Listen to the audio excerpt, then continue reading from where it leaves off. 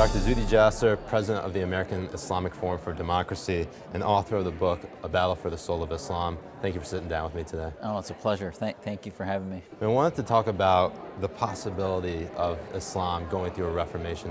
What are your thoughts on the possibility of that happening, and what role do millennials play in that, Muslim millennials? Well, our entire organization is based on the premise that we can go through reform. Now, what does that look like?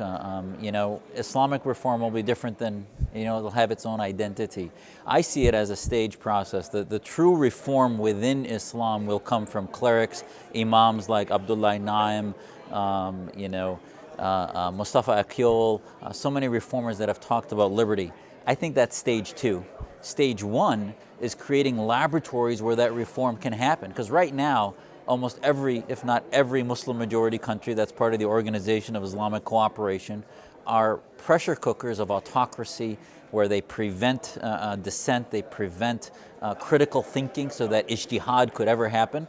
So ultimately the first step is to separate mosque and state, get the theocrats out of government, and create an environment where social media, critical thinking can happen. And just like America was founded actually not by priests and religious leaders, but by lay intellectual Christians that rejected theocracy. So I see in our work that the Reformation is the two-stage thing. In my lifetime, I think you'll see a rejection of theocracy like the Egyptians, the millions that rejected the Brotherhood, the Tunisians just 6-7 weeks ago that rejected Ennahda, the Islamist movement, and now have a secular party.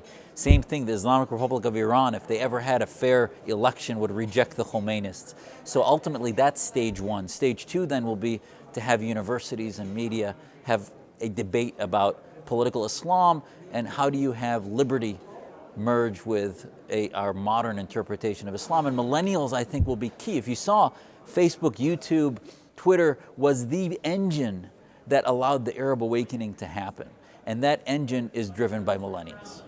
So, talking a little bit more about Muslim millennials, how do you think the Obama administration is doing and engaging Muslim millennials from radicalization?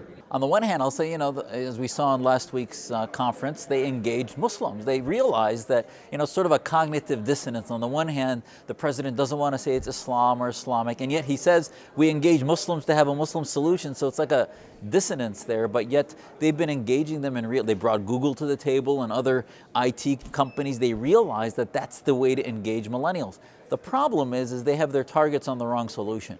They're targeting the tactic, which is violent extremism, and by ignoring the fact that this is a problem within the House of Islam, it prevents reformers from having a seat at the table and allows the people that have been oppressing millennials, which is the old silver-haired clerics and autocrats, to continue to dominate through their petrodollars, rather than saying, let's engage reformers and lay Muslims that are 15 to 30 years old that want to be liberal, that want to be conservative, that want to identify their own Islam. Because ultimately, if you want to defeat violent extremism, which is a symptom, you want to take away the Islamo-patriotism, the jihadists that want to believe in the Islamic State. How do you do that? You engage millennials that love America, that love Europe, that love French identity and citizenship to inoculate them against Islamo-patriotism.